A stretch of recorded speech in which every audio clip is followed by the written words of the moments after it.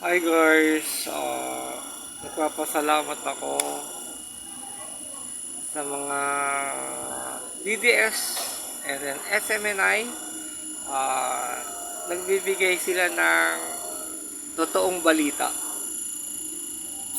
Hindi katulad ng vlogger ni Bongbong, puro fake.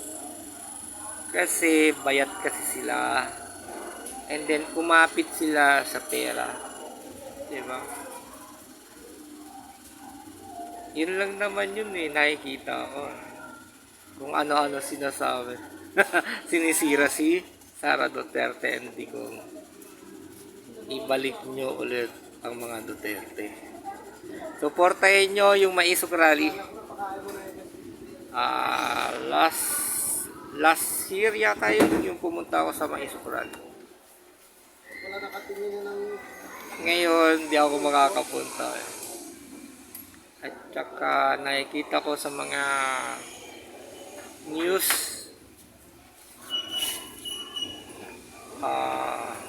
lalo na kay Boss Dada, Coach Oli, Panatbay, at saka yung isa yung Ibarra, and then yung loyalista taga Davao. Marami pa, tsaka yung si General, diba? Kasi totoo sila ano na nangyayari kay Bongbong? Stress sila, no? Kasi mananalo na si Trump, hindi na makukuha yung ninakaw nila. Sa US. Yan. May social media na tayo. Pwede na tayo kung anong gagawin natin, kung anong sasabihin natin, pwede. Kasi totoo. Diba?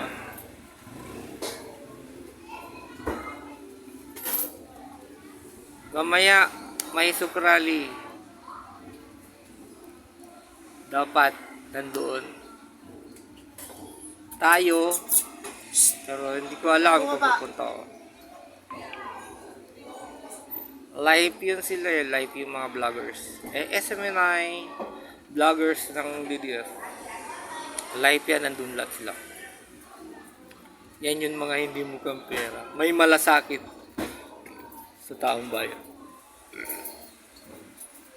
Ayan lang masasabi ko. Supportay nyo Maisog Rally. Thank you for watching.